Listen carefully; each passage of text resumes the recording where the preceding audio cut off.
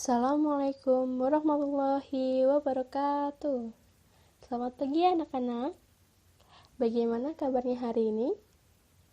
Ibu harap semuanya dalam keadaan sehat ya. Baik, sebelum kita memulai pelajaran pada hari ini, alangkah baiknya kita berdoa terlebih dahulu ya, supaya kita selalu diberikan kesehatan dan kelancaran oleh Allah Subhanahu wa Ta'ala. Berdoa dipersilakan.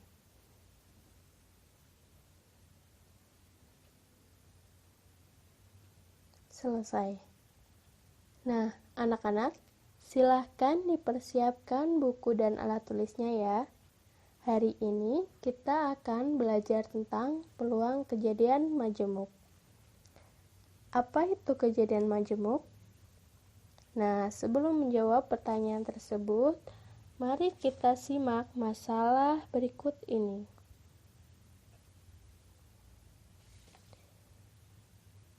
Ibu Tuti merupakan pedagang kue keliling. Ia berjualan dari pagi hingga sore hari. Namun, ia tidak akan berjualan jika peluang terjadinya hujan atau peluang ketidaktersediaan bahan kue lebih dari 70%. Jika hari ini peluang terjadinya hujan adalah 50%, dan peluang ketidaktersediaan bahan adalah 30%, akankah Ibu Tuti berjualan pada hari ini? Nah, coba cermati masalah tersebut. Kira-kira ada yang sudah bisa menjawab? Nah, kalau belum, tidak usah khawatir. Karena dengan mempelajari peluang kejadian majemuk yang akan kita pelajari pada hari ini, insya Allah kita akan dapat menjawab soal tersebut dengan mudah. Selain itu, Ibu harap dengan pembelajaran pada hari ini, anak-anak semua bisa mengembangkan sikap tanggung jawab, rasa ingin tahu, dan kepercayaan diri.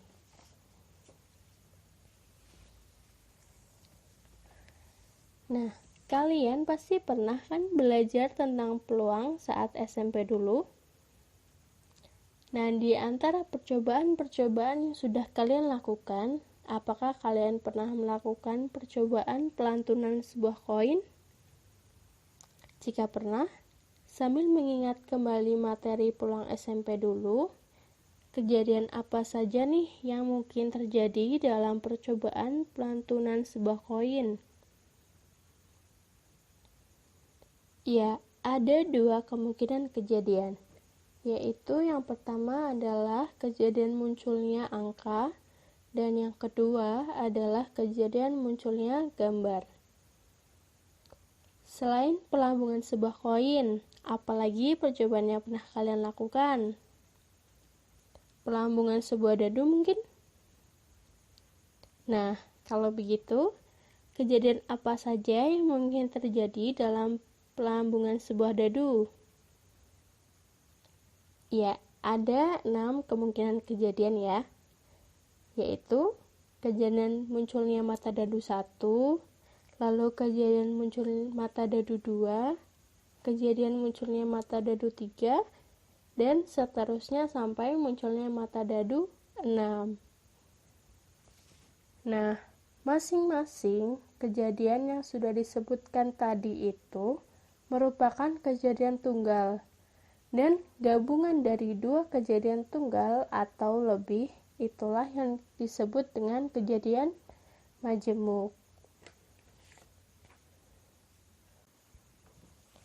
Sekarang coba kalian amati contoh 3.2.1 pada buku paket halaman 129. Ardi memiliki sebuah wadah yang berisi bola terdiri dari bola putih, bola merah, dan bola hijau. Tentukan kejadian yang mungkin terjadi pada pengambilan dua bola dalam wadah tersebut. Nah, coba dicermati dulu masalah tersebut selama 30 detik. Kemudian, kira-kira ide apa yang bisa kita dapatkan dari masalah tersebut?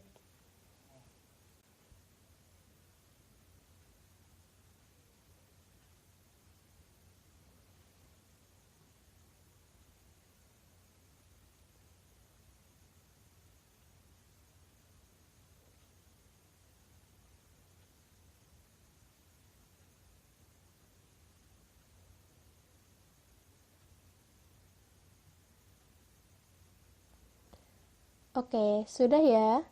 Bagaimana? Ide apa yang sudah kalian dapatkan?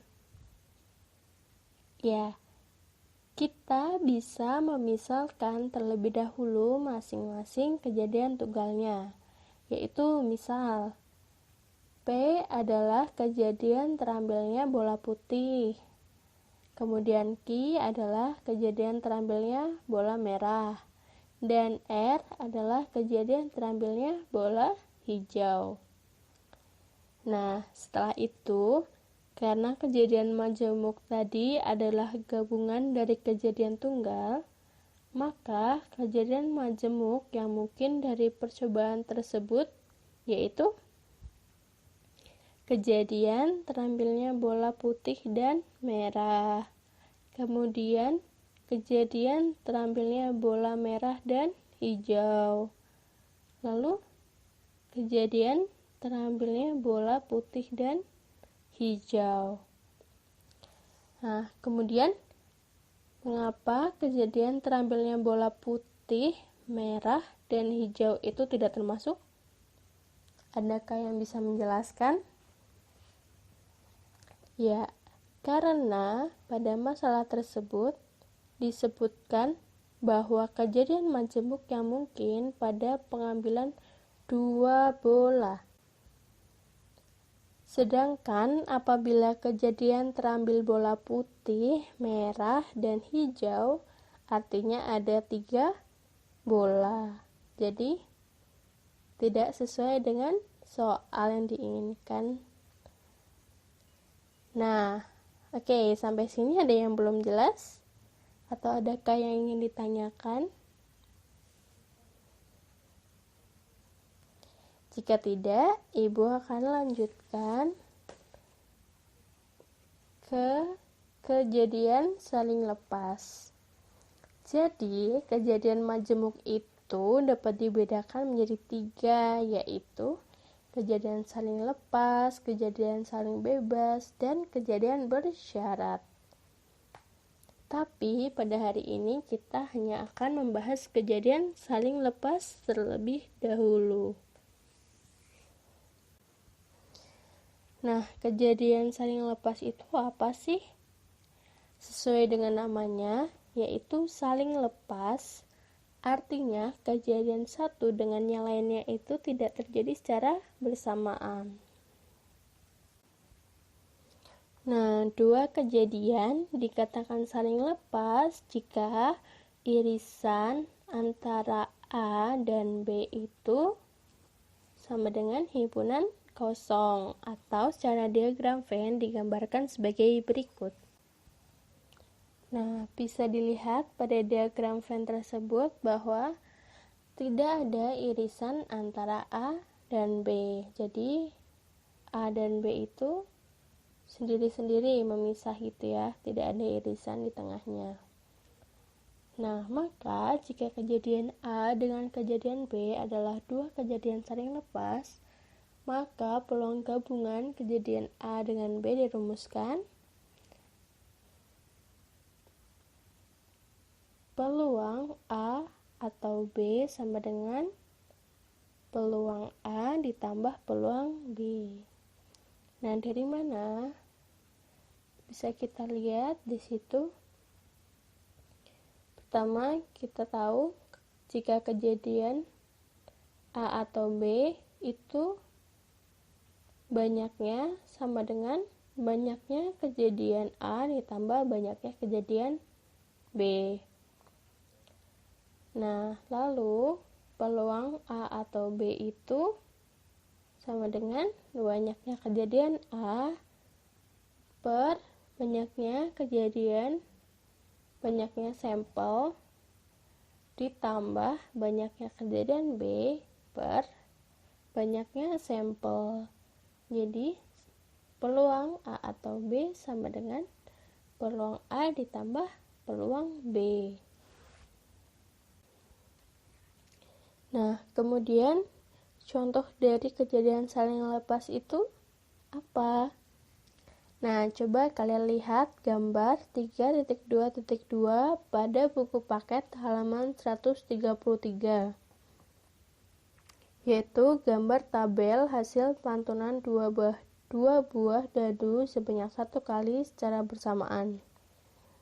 Nah, coba dicermati tabelnya. Kira-kira dapatkah kalian memberi contoh kejadian saling lepas dari percobaan pelantunan 2 buah dadu tersebut?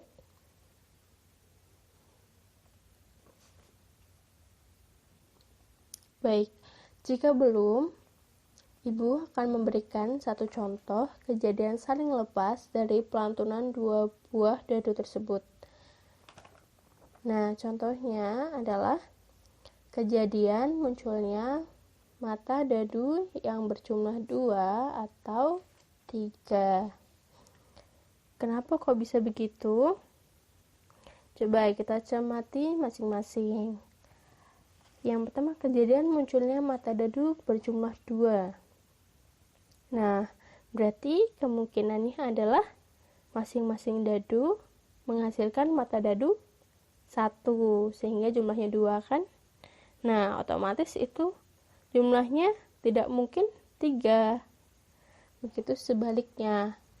Saat kejadian munculnya mata dadu 3, kemungkinan kedua mata dadu menghasilkan 1 dan 2. Yang apabila dijumlahkan tidak mungkin sama dengan 2.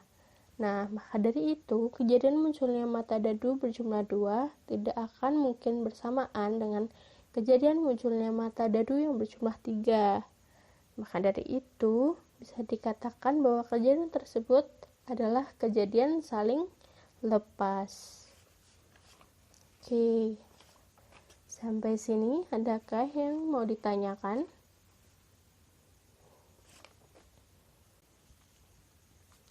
Nah, setelah kita tahu contohnya, sekarang kita akan menghitung peluangnya. Jadi tadi kan contohnya adalah munculnya mata dadu berjumlah 2 atau 3.